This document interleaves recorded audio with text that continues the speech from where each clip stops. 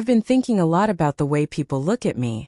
It's strange how a single expression, one raised eyebrow, one dismissive smile, can burn itself into your memory like a scar. A few days ago, I was talking with my cousin about something silly, just remembering moments when people made assumptions about us, and out of nowhere a wave of memories hit me so hard I couldn't ignore it. I felt that old sting, that old fire, the one I buried so deep I thought it would never rise again. And maybe that's why I'm telling this story now. Maybe I'm finally ready to admit the truth of who I used to be, and who I became because of it. My name is Keyla Hall, and for most of my life people thought I was soft.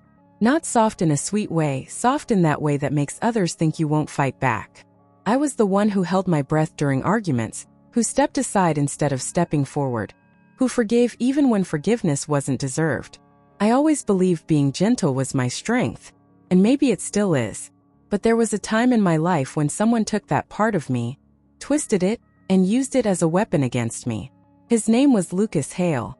Before everything exploded, my life was simple. I worked as a graphic designer in a mid-sized agency downtown. It was noisy, chaotic, full of caffeine and last-minute edits, but it was mine. I loved the late nights with my headphones on, the thrill of watching a blank page turn into something meaningful. Lucas joined the company a year after I did. First, he was charming, so charming it almost felt fake. But fake in a way I ignored because I didn't want to believe someone so charismatic could be dangerous. He always carried that easy smile, head slightly tilted, like he was analyzing everything you said and deciding whether it was worth his time. And honestly, I should have seen it then. But I didn't. Maybe I didn't want to. I met him through my best friend at the company, Evelyn. She was the opposite of me, sharp, daring, the type who spoke her mind even when no one asked for her opinion. She loved that about herself, and I loved it about her too. One day she pointed at Lucas as he walked past our desks and said, "Careful with that one. He's the type who pretends to like your ideas just so he can steal them later." I laughed it off. "You're too dramatic." She raised her shoulders. "Maybe, but I trust my gut." I wish I had trusted mine. It started small. Lucas would drop by my desk asking what I was working on. I never thought twice about showing him because that's who I was, open, helpful, eager to share. He'd smile, nod, give a few harmless comments. A week later, he'd show up to the team meeting with his new ideas that sounded uncomfortably similar to mine.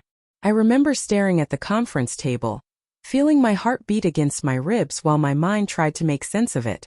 Maybe it was coincidence. Maybe I wasn't as original as I thought. Maybe he didn't mean anything by it. The thing about manipulation is that it doesn't start like an explosion, it starts like a whisper. Quiet. Forgettable. Easy to excuse. For months, that's exactly what I did. Then Lucas became bolder. It was like he had learned the exact limits of what I would tolerate, and he kept pushing. A few colleagues began talking about how talented he was, how quickly he was adapting. They didn't know every fast-track success he gained was built on something that came from my desk. And I stayed silent. Not because I didn't care, but because I didn't know how to fight without shaking. Conflict made my throat close up. It made my palms sweat. I hated that about myself. The breaking point didn't come from the office. It came from home. One Friday evening, I visited my sister, Mia. She lived 15 minutes away. In a cozy apartment filled with plants she kept alive with more love than skill. I was tired, exhausted really. The kind of exhaustion that comes from emotional bruises no one else sees. She didn't need to ask what was wrong.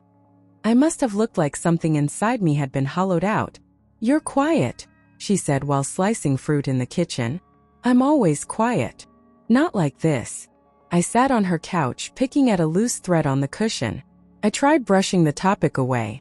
"It's just work stuff." She placed the cutting board down and turned to me, eyes narrowed. "Is someone bothering you?" I hesitated. Saying it out loud made it real. "It's complicated." She sat next to me. "Keyla, if someone is taking advantage of you, I need you to say it." The words slipped out before I could rethink them. "It's Lucas." Her face changed instantly. "What did he do?" I told her everything. The stolen ideas. The whispering around the office. The subtle digs. The manipulation that grew in small increments like rust eating through metal. And as I spoke, I realized how long I had been holding it all in. My voice trembled, but not from fear this time, from anger. Pure sharp, overdue anger.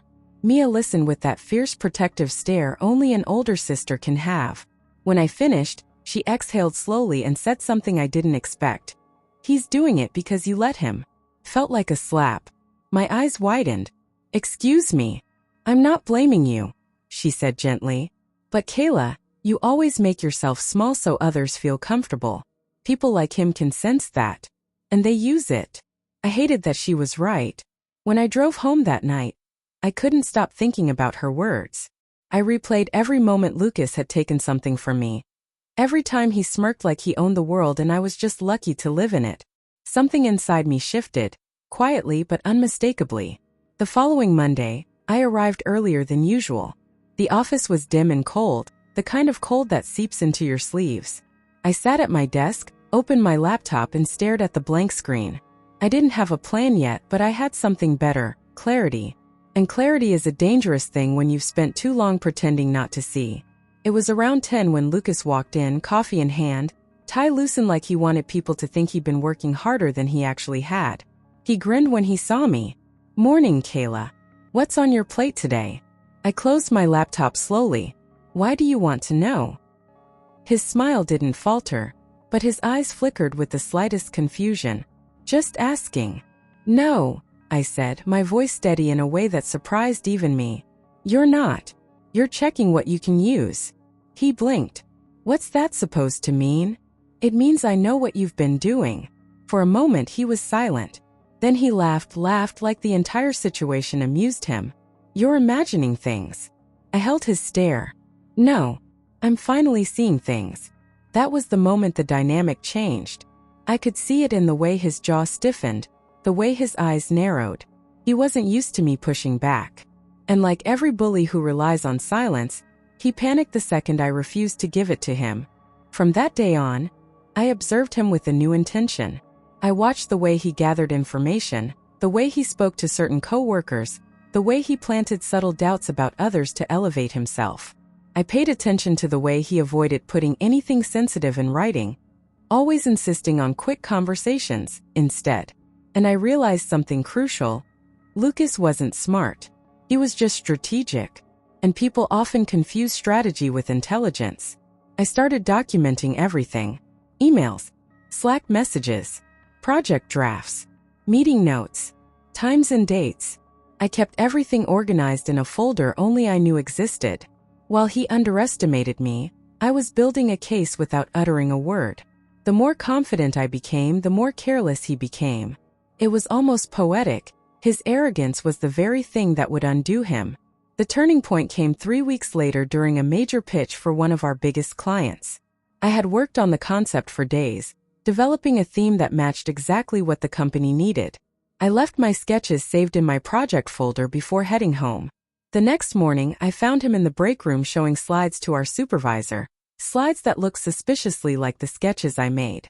My heart beat so loudly I could hear it in my ears. But instead of freezing like before, I stood there silently, watching him sell my work as if he had birthed it with his own hands. When he finished, he turned and froze when he saw me. "Keyla," he said casually. "I was just..." "You were stealing," I interrupted. Our supervisor blinked at me, confused. "Stealing? What's going on?" Lucas laughed awkwardly. "She's joking." I pulled out my phone, opened the file folder and held it out. These are timestamps from last night at 11:42 p.m. They look identical to what Lucas just presented. He inhaled sharply. His mask cracked just a little but enough. Our supervisor studied the screen, glanced at Lucas, then back at me. His expression changed completely. "Lucas, step into my office." The next hour felt like the longest of my life. I sat at my desk, hands trembling. Not from fear but from adrenaline. When Lucas finally emerged from the office, he shot me a glare so sharp it felt like a blade. "You think you won something?" he hissed quietly. "You have no idea what you've started." But the thing about threats is that they only work on people who fear them. And I didn't fear him anymore. That afternoon I left work early. My hands were still trembling, but I felt powerful. Like for the first time in my life, I wasn't a bystander in my own story. As I walked through the parking lot, I noticed someone leaning against my car. It was Lucas. The moment I saw him, I knew something was wrong. He wasn't smiling. He wasn't pretending. He looked furious, like I had ripped away something he believed was rightfully his. "We need to talk," he said. "No," I answered. "You need to leave." He pushed off the car and took a step closer. "You don't understand what you did." "I understand perfectly. You ruined me." "No," I said quietly. "You ruined yourself." His jaw clenched. His voice lowered. "You think you're strong now? You think one little accusation makes you powerful?" I looked him straight in the eyes. "No, the truth made me powerful." He froze. And for the first time since I met him, I saw something I never expected to see in Lucas Hale: fear. He stepped back slowly, muttered something under his breath, and walked away. I stood there, breathing heavily, my fingers digging into my palms. I didn't realize until that moment just how much of myself I had lost to him over the months. How much of my identity had been swallowed by silence. But silence has its limits. And mine had reached its end. What I didn't know then, what I couldn't have guessed, was that exposing him at work was only the beginning of everything that would follow. I believed I had reclaimed my peace. But peace doesn't come easily when you take power away from someone who relies on stealing it. I went home that night feeling lighter, unaware that the real storm hadn't even started yet. In the following days, something strange began happening. People at the office started acting differently around me. Not colder but watchful. Curious. Whispering in corners. And every time I walked by, I caught fragments of conversations that fell silent the moment I entered the room. First I tried ignoring it. Maybe it was just office gossip. Maybe people were shocked that quiet, gentle Keyla had finally pushed back. But the whispers grew, and the looks sharpened, and the unease in my stomach became impossible to ignore. One morning I found an anonymous note on my desk. "He won't forget." My fingers went cold. I looked around the office, searching for any sign of who might have left it. But everyone was absorbed in their screens, pretending not to notice me. I slipped the note into my pocket and forced myself to breathe. I wasn't going to let fear control me again. Not after everything I had done to reclaim myself. But deep down, a small voice whispered something I didn't want to hear. This isn't over. And I was right, because Lucas Hale wasn't just a coworker. He was a liar, a manipulator, a vengeful man who had lost his favorite toy, control. And men like that don't disappear quietly. They return. They retaliate. They wait for the perfect moment to strike back. And the worst part? I didn't see the moment coming until it was too late. I wish I could say that after confronting Lucas and exposing the truth, my life finally settled. That everything snapped back into place, and the world rewarded me for finally standing up for myself. That's what happens in movies. That's what people like to believe. But life doesn't work that way. Reality is far quieter, far darker, and far more unpredictable. The week after he was confronted by our supervisor, Lucas stopped coming to work. HR released a vague announcement saying he had been placed on leave pending internal review, which was corporate code for, "We're figuring out how to fire him without getting sued." People whispered, but no one asked me anything directly. Not yet. At first, the silence was almost comforting. The office felt lighter without his presence. I wasn't constantly looking over my shoulder, waiting for him to slide into my space with that smirk he used whenever he wanted something from me. I could breathe again. But peace built on fear never lasts. 3 days after his disappearance, I stepped outside my apartment early in the morning. I was half asleep, coffee in one hand, keys in the other. The cold air woke me up faster than caffeine ever could. For a moment, everything felt normal. Until I saw the scratch. A long deep scrape carved across the side of my car. At first, I told myself it was probably from someone parking badly. People did that all the time. I crouched down, tracing my fingers along it, and tried to calm the pounding in my chest. Maybe it was nothing. Maybe I was overreacting. But the feeling wouldn't leave. Someone did this on purpose. I stood there, frozen, coffee turning bitter in my mouth. I thought about calling Mia, but she'd panic. I thought about calling the police, but what would I say? I think my coworker who recently got suspended is scratching my car to scare me. They'd laugh or tell me to file a pointless report. So I wiped my hands, got into the car and drove to work. but I couldn't stop glancing in the rearview mirror. I'd never been paranoid before. I was always the one who trusted too easily, but now even the shadows felt like threats. When I entered the office, people glanced up at me like I was a walking headline. Some looked worried. Others looked entertained. Nothing spreads faster in an office than someone else's misery. Around noon, my supervisor called me into his office. His voice was neutral, but his eyes weren't. They were filled with something that looked like caution. "Keyla," he said, leaning forward, "I need to ask you something. Has Lucas contacted you since last week?" My stomach tightened. "No." He exhaled slowly. "We had a meeting this morning. The investigation confirmed what you presented. They're terminating him today." A small part of me felt relief, but the larger part felt dread. How did he take it? His hesitation told me everything. "Not well." I swallowed. "Is he here?" "No. But security knows. And HR has procedures for situations like this. You're safe." I nodded, pretending his reassurance helped. It didn't. That afternoon, as I left work, I checked the parking lot twice before walking to my car. I kept my keys hidden between my fingers the way women learned to do long before adulthood. I didn't see anyone. No one followed me. Nothing unusual happened. But the silence itself felt wrong. The next day, a letter arrived at my apartment. No stamp. No return address. Someone had slipped it under my door. I stared at it for a long time before picking it up. Inside there was only one sentence. "You made a mistake." No signature. No threat explicitly written. But sometimes the words people don't say are louder than the ones they do. I folded the paper, placed it inside a drawer, and locked it. Not because I thought it would help, but because I didn't know what else to do. Fear does that to you. It makes even ordinary actions feel like strategy. 3 nights later, the nightmares began. I dreamed of footsteps behind me, of doors creaking open when I was alone, of whispers in the dark. I woke up drenched in sweat, gasping, reaching for the lamp like a lifeline. Every sound felt amplified. Every shadow felt alive. And yet, nothing happened. Days passed with no new incidents. No scratches. No letters. No calls. Nothing. Maybe I was imagining things. Maybe Lucas had moved on. Maybe I was the one carrying ghosts that didn't exist. Then came the night everything changed.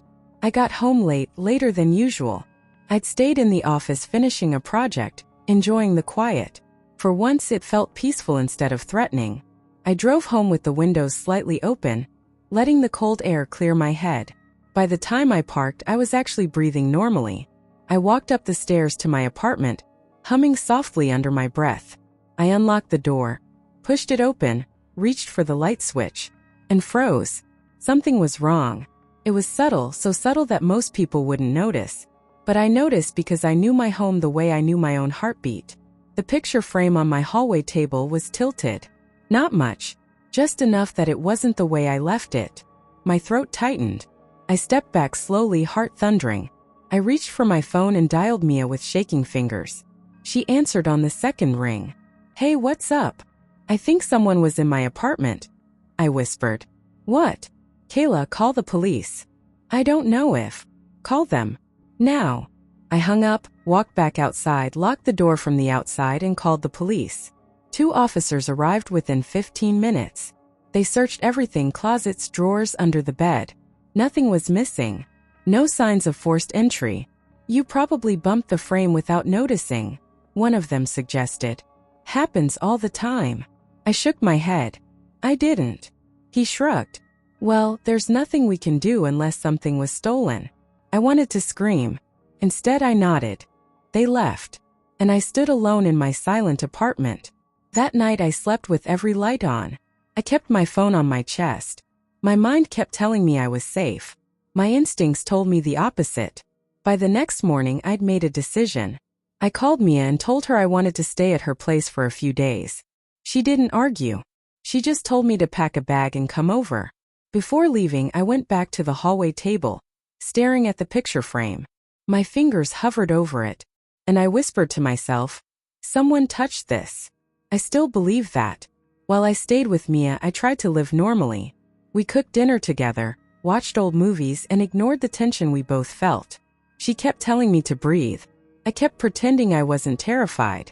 But deep down I knew this wasn't over. One evening while Mia was showering, my phone buzzed. An unknown number. I stared at the screen. My fingers trembled. I answered. First I heard nothing. Just breathing. Then a voice I would never forget said, "You ruined everything." I didn't even need to ask who it was. "Lucas," I whispered. "You think you won," he said slowly. "But you don't understand what losing really feels like. Leave me alone." "No. I think you owe me something." "I don't owe you anything."